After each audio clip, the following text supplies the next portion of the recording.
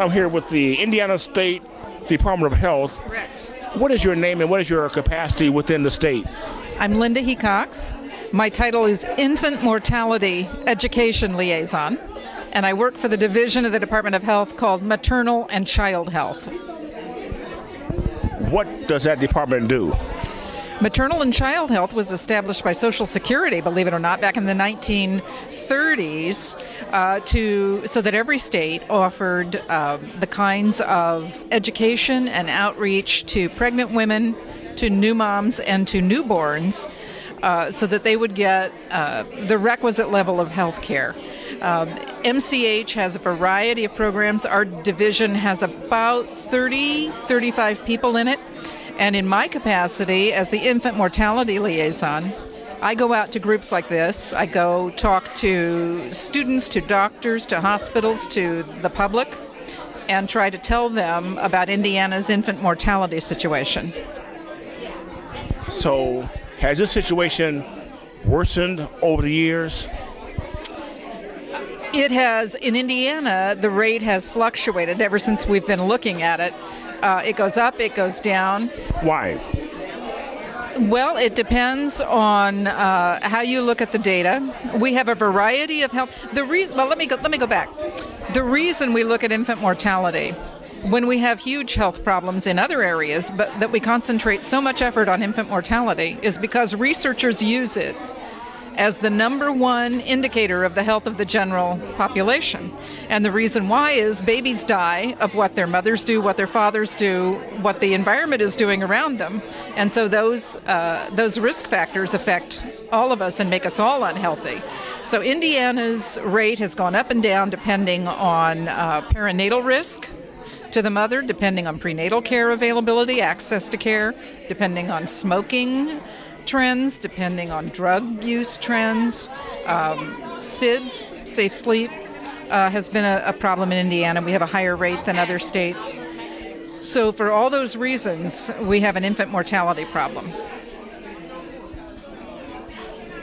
Okay, so from the time you first got involved with this project, what blew your mind about what you were finding out? What I think is probably the most interesting thing about infant mortality is that almost all of it could be eradicated. Very little of it is caused by congenital abnormalities, and even those are often caused by something that has happened to traumatize the mother or something that she's done to her system through drug use, etc. So almost all of it's preventable. And to me, it seemed like it'd be an easy fix. I mean, I think most of us look at the problem and say, well, all you have to do, obviously, is tell mothers and fathers and grandparents, here's what we need to do to correct problem A, problem B. But it's difficult to change habits. It's difficult to change cultural norms and expectations.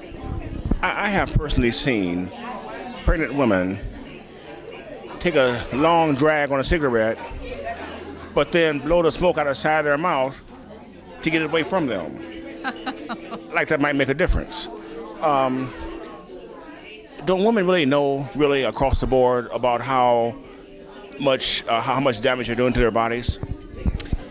Probably not, especially young women. There's a lot of education that's still to be done. I mean, we know as a society we shouldn't smoke. We all know that. But I don't know that they understand the extent of the damage smoking can do. It can cause preterm delivery. It can cause the baby to have all manner of congenital birth defects. It can cause the mother to have hypertension, to have what we call preeclampsia and eclampsia, which is high blood pressure. It can cause all kinds of problems because every time she's taking smoke into her lungs, the baby's getting that smoke. And the same thing when the baby's delivered and goes home to a house where mom and dad smoke and the baby's being subjected to secondhand smoke, causes asthma, causes lung problems for the baby. It's a big problem. How well are people gravitating to your message in a preventative maintenance way? I mean, are you really making an impact, or are you just are they just saying, "Oh, that's terrible," then they go home and light up? Well, I'm afraid there's some of that. It's very difficult. It's a tough habit to kick. It's an addiction. It's fully an addiction. So yeah, we do get backsliding, obviously. In any kind of addiction cessation program, whether it's drugs, alcohol, cigarettes, you're going to have a large percentage of people that do that. We work with a program called Baby and Me Tobacco Free, which has sites all over the state, and we're always recruiting for more, which does something wonderful. They bring in women who are newly pregnant, and they start them on a series of checks when they go in for their prenatal visits to check their nicotine content. And as they give up smoking, as they're able to shut that off in their lives, they're rewarded with free diapers. They can get free diapers for up to a year in that program, and it's quite an effective incentive. Many people are incentivized by that. So they're getting, not only are they getting the support of the group that's helping them quit smoking, people who understand what it is to give it up, but they're also getting this wonderful reward. Diapers are extremely costly, as any parent will tell you, so it's a great incentive. So we work through that program and others. We have the Indiana Quit Line, which offers one-on-one counseling. You really get counseling from someone who's an addiction specialist. So we offer both those programs at the state, and there are others, of course, that women can find, but it's incredibly important for them to know.